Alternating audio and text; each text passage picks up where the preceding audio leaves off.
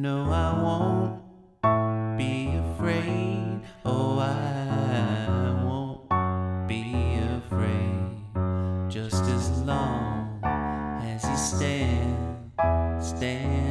by me. So darling, darling, stand by me.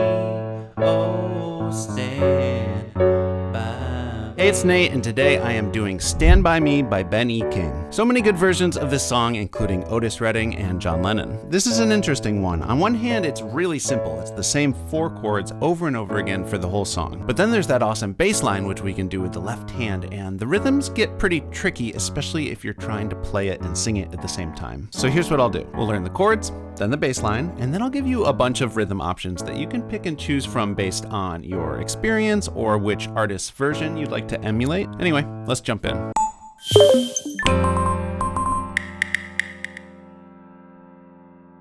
Okay, so first off, I recommend you get the chords and lyrics chart. There's a link down in the description, and that'll help you follow along and see where the chords and the lyrics line up with each other. And this song is in the key of A major. So white keys, except for C's, F's, and G's, are all sharped. And that's really useful to know, especially if you want to do some improvising in the instrumental section. We'll talk about that. But here is the main chord progression. So we'll start out on an A major. And this is an inversion of an A major triad. We've got E, A, and C sharp. And I'm going to be playing this in different octaves throughout my arrangement. But this is middle C, just so you have a frame of reference here. So we've got that A, then we've got this F sharp minor. F sharp, A, and C sharp. So the only thing that changes between those two chords is that bottom note. Next, we've got a D major. Once again, I'm doing an inversion of that, the first inversion. So we've got F sharp, A, and D. And I like to use my second finger on the A there. And then finally, we've got an E7. That's going to be E, G sharp, B, and D. If you can't make that whole stretch, you could just do those 3 notes. But that's a really smooth transition from the D because our 5th finger stays on D. And then we can do that. In the left hand, I'm just going to be doing single bass notes 2 octaves below middle C. Got my first finger on A when we got the A chord here. For the F sharp minor, I'm going to play a F sharp with my 3rd finger. For the D, we can use our 5th finger on D here.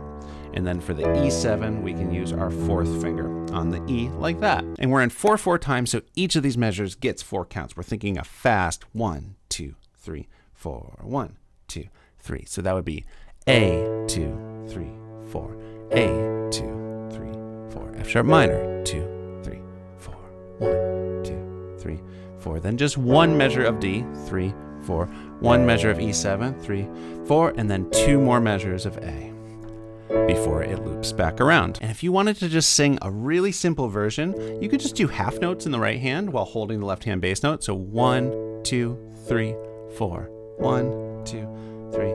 When the night has come and the land is dark and the moon is the only light we'll see. And that's the whole song. The chorus is the same chord progression, just the vocals change. So let's take a look at that bass line, which we can do with our left hand. It's going to sound like this.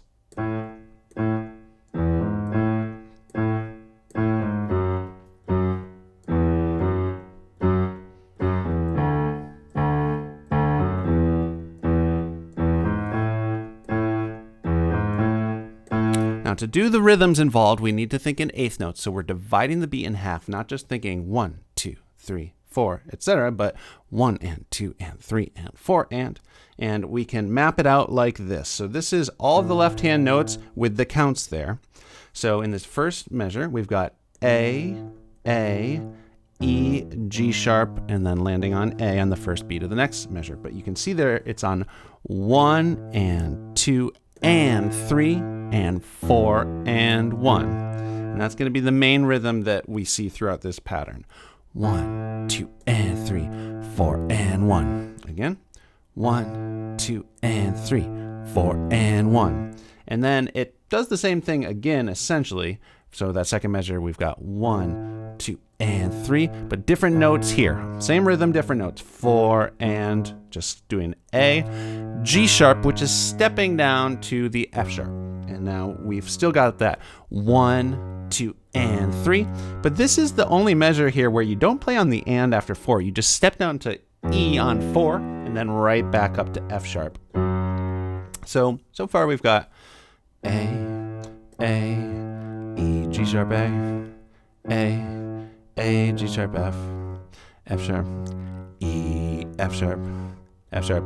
And now here we have another 4 and, really similar to when we were walking from the A to the F sharp, but this time we're walking down to the D. So we're gonna have F sharp, E, D, D, D, F sharp, E. So that time we skip over the next root and then land on it. D, F sharp, E, E, E, G sharp, A. And then the final two measures are doing the same thing we did in the first measure.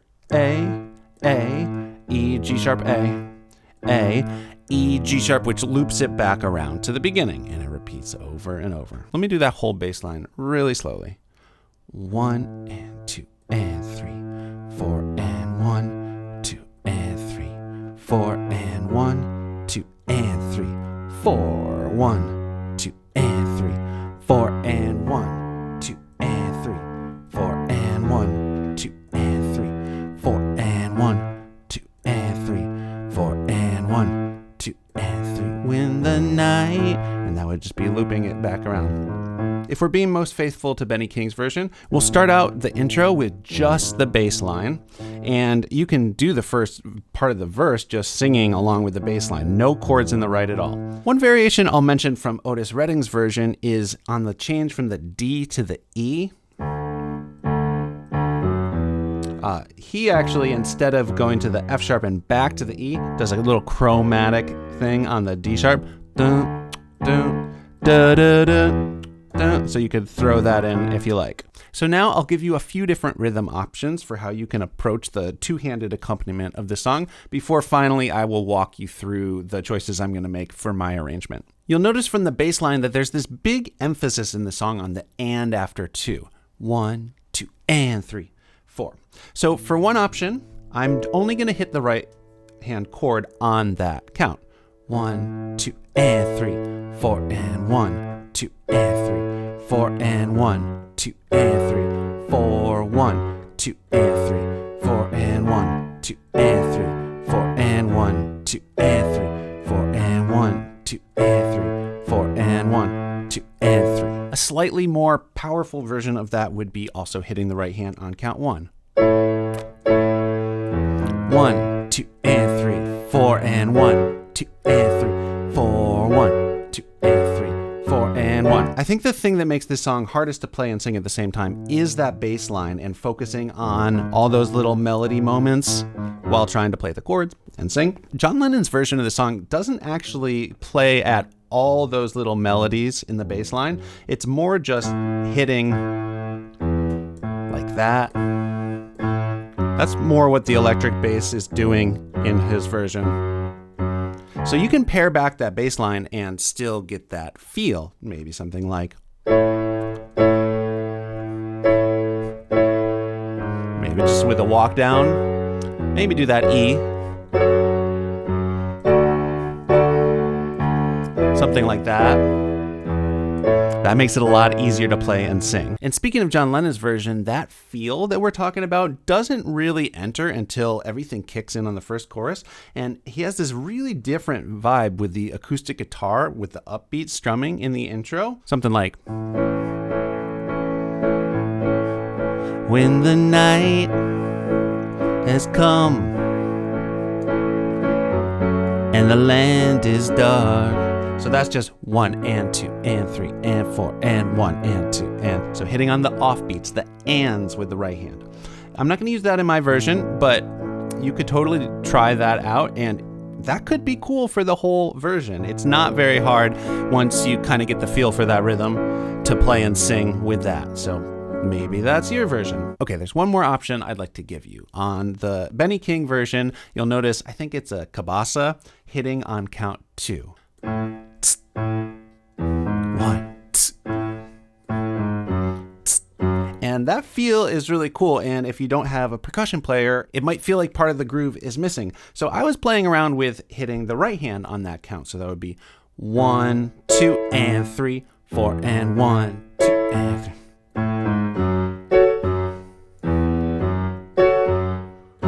I think that sounds really cool, but I found it doesn't sound that much cooler than the other way, and it makes it a lot harder to play and sing at the same time. So I abandoned it, but I wanted you to have that option. All right, so that is a bunch of different options you can pick and choose from for the overall accompaniment pattern. But now I want to walk you through what I am going to pick and choose for my version. On the way, I'll touch on a few little ideas that I haven't yet, including some improvising in the instrumental section. So I'm going to start the song with just the left hand playing the bass line. And that's the intro. It's just one time through the chord progression. But then when we get to the first verse, for the first half of it, I'm going to keep it just like this. When the night has come and the land is dark and the moon is the only light we'll see. Okay, so now, no, I won't. There's something really cool on John Lennon's version that I want to emulate a little bit here, which is just these really high chords striking on that and after 2. So that's how I'm going to first introduce the right hand. It's going to be in the second half of this first verse, and I'm just going to play the voicings we talked about, but just once for each chord. Let it just ring out after that on the and after 2. No, I won't be afraid. Oh, I won't be afraid. Just as long as you stand by me. So darling, darling, stand by me. So when we hit that chorus, I'm going to move the right hand down to that octave that's just the octave right above middle C. And I'm going to do that slightly more fleshed out right hand pattern where we hit on 1 and the and after 2. Stand by me, oh, stand by me, oh, stand by me, stand by me. If the sky that we look upon. So now we're in the next verse, and I am going to pare back the accompaniment pattern just a bit. I'm going to do where we only hit on the and after 2, just to give it a little more space and differentiate it from the chorus. And also, for further differentiation, I'm going to do it down here, an octave lower. If the sky that we look upon should tumble and fall, and so on. And then we hit another chorus. I'm going to jump back up to the higher octave with hits on 1 in the right hand as well. And then we get to the instrumental section. And you can do whatever you want with this section. Maybe you're playing in a band. Maybe a guitar player is going to take a solo here. But I'm just going to have some fun and jazz it up a bit using some of the little details and melodies that appear in a few different versions of the recording. Here's what it's going to sound like.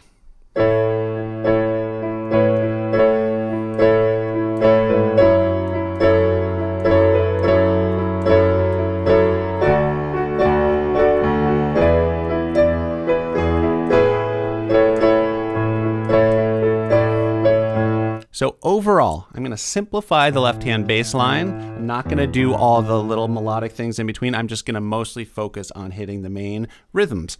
1, 2, and 3, 4, 1, 2, and 3, 4. You can throw in little walk downs if you want, but it just takes your mind off the left hand and onto the right.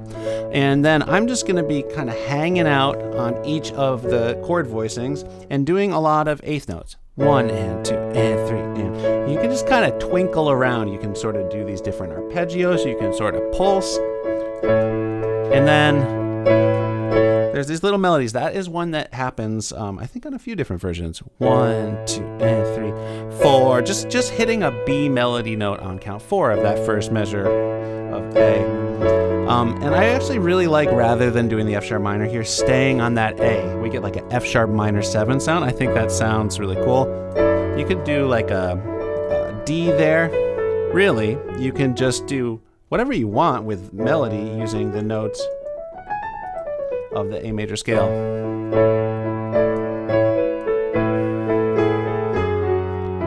So you could get a little bit more melodic with it. I like for this D to have the option. We've been doing this inversion here, but I like using the root as well there for some arpeggio stuff. And then this part is key. I think both the Benny King and John Lennon versions feature this moment where when we get back up to A, you stay on the E a little longer. Maybe not the full E7, just the E triad here, and do E. That's just this really cool sort of suspended sound before resolving up to the A. 1, 2, and 3. That's the rhythm there. 1 and 2 and 3, 4. And then what I'm going to do for the second time around, because it's 2 times through this progression for the instrumental section, I'm going to just move my right hand up an octave and do a similar thing again.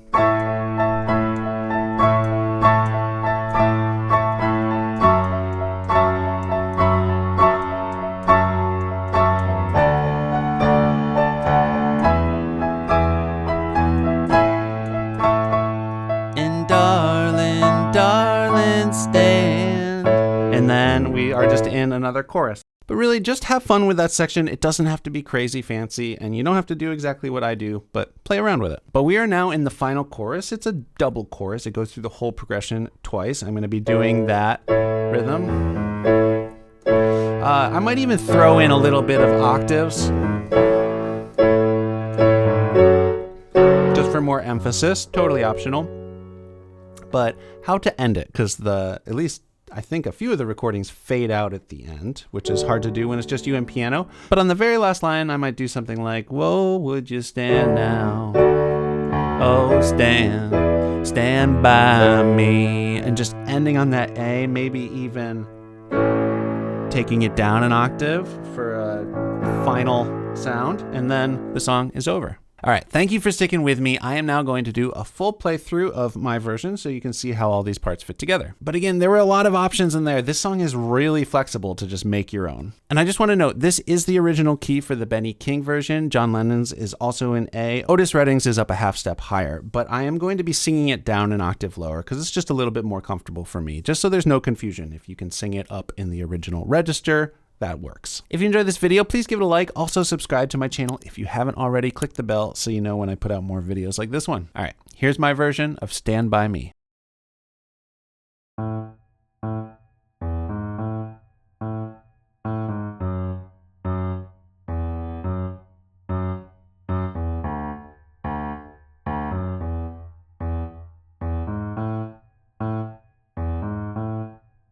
When the night has come